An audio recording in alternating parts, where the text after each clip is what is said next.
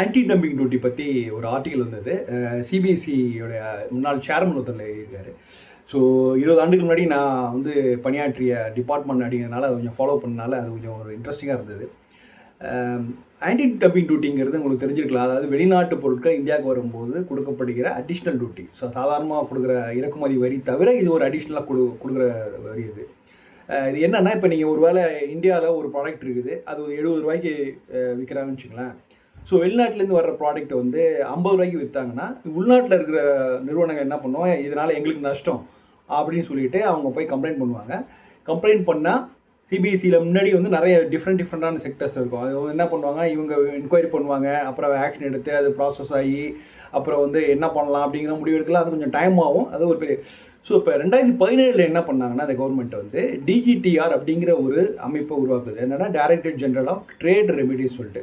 அதாவது இந்த ட்ரேட்னால் நடக்கிற பாதிப்புகளை வந்து விசாரிப்பதற்கான ஒரு ஆணையம் ஆக்சுவலாக. இது என்ன பண்ணும் அப்படின்னா, வெளிநாட்டிலேருந்து ஒரு ப்ராடக்ட் வருதுன்னா, உள்நாட்டில் இருக்க அந்த ப்ராடக்ட் தயாரிக்கிற உள்நாட்டுக்காரர் வந்து இதனால் எங்களுடைய தொழில் பாதிக்கப்படுது, எங்களுக்கு நஷ்டம் வருது, ஸோ எங்களுக்கு வந்து இத்தனை பர்சன்டேஜ் இருக்குது, நஷ்டமாக போயிட்டுன்னு சொல்லிட்டு அவங்க போயிட்டு ஒரு மனு சப்மிட் பண்ணி இது மாதிரி எங்களுக்கு ஒரு ரெமெடி ஏதாவது பண்ணி கொடுங்க அப்படின்னு கேட்பாங்க. ஸோ அதுக்கு நிறைய ரூல்ஸ் அண்ட் ரெகுலேஷன் இருக்குது. அது வந்து ரொம்ப ஆத்தரைஸ்டு கம்பெனியாக இருக்கணும், அவங்க ஒரு 20% மேனுஃபேக்சர் பண்ணணும். ஸோ இப்படிலாம் நிறைய கண்டிஷன்ஸ்லாம் இருக்குது. ஸோ அப்போ அந்த மனுவை கன்சிடர் பண்ணிவிட்டு என்ன பண்ணணுன்னா, அந்த இது டைரக்டர் ஜெனரல் ஆஃப் டிஜிடிஆர் அது என்ன பண்ணுவாங்கன்னா, அவங்க விசாரிச்சுட்டு அவங்க வந்து ஒரு பரிசீலனை கொடுப்பாங்க. ஸோ இது வந்து இதுக்கு ஒரு ரெமிடியாக கொடுக்கணும்னு சொல்லிட்டு சிபிஎஸ்சிக்கு ரெக்கமெண்ட் பண்ணுவாங்க. ஸோ இந்த ரெக்கமெண்டேஷனை வந்து சிபிஎஸ்சி வந்து ஏற்றுக்கலாம், அதை ஏற்றுக்கிட்டு ரிஜெக்டும் பண்ணலாம், ஏற்றுக்கிட்டு அவங்களே இது பண்ணுவாங்க. ஸோ இவங்க ரெக்கமெண்டேஷன் பண்ணுற ஒரு பேனல் தான் டிஜிடிஆர். ஸோ அதை எடுத்துகிட்டு அதை வந்து ஆக்ஷனில் கொண்டு வர்றது வந்து சிபிஎஸ்சி. ஸோ இது நடுவில் வந்து நிறைய ரூல்ஸ்லாம் இருக்குது. இப்போ நீங்கள் வந்து சப்மிட் பண்ண ஒரு 2 மாதத்தில் வந்து அவங்க ஆக்ஷன் எடுக்கணும், அப்படின்னா ஆட்டோமேட்டிக்காக எக்ஸ்பயர்ட் ஆகுதுலாம் இருக்குது. ஸோ இது வரைக்கும் இந்த 2017 தான் இந்த டிஜிடிஆருங்கிற அமைப்பு உருவாகுது. ஸோ இது வரைக்குமே வந்த காலகட்டங்களில் கிட்டத்தட்ட 95% டிஜிடிஆர் என்ன சொன்னாலும் அதை வந்து இவங்களை வந்து சிபிஎஸ்சியில் அக்செப்ட் பண்ணிப்பாங்க.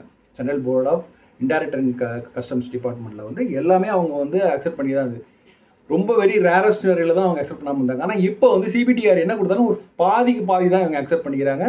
பல இதுக்கு வந்து ஆன்சரே பண்ணுறதில்ல, அது பெண்டிங்கில் இருக்குது அப்படிங்கிறது ஒரு குறை வருது.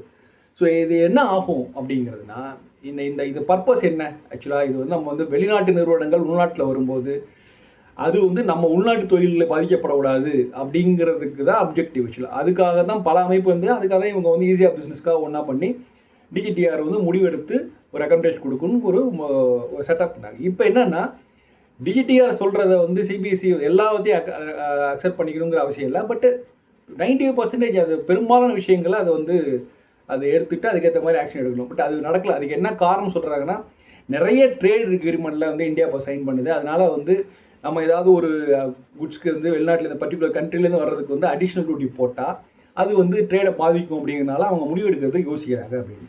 ஸோ முடிவெடுப்பு யோசிக்கணும் என்ன ஆகும்னா, அப்போ இங்கே உள்நாட்டு தொழில் நிச்சயமாக பாதிக்கப்படும். ஸோ இப்போ என்ன ஆகும், சரி எண்ட் யூசருக்கு எனக்கு என்ன பிரச்சனை அப்படின்னா, இப்போ நீங்கள் வந்து ஒரு ஃபாரின்லேருந்து ஒரு புதுசாக ஒரு ப்ராடக்ட் வருது அப்படின்னு சொன்னால் அதோட இனிஷியல் ப்ரைஸ் வந்து அது கொஞ்ச நாளில் அது வந்து அதை விட அதிகமாகவும் போகிறதுக்கு வாய்ப்பு இருக்குது, அதை விட குறைவாகவும் போய் வாய்ப்பு இருக்குது.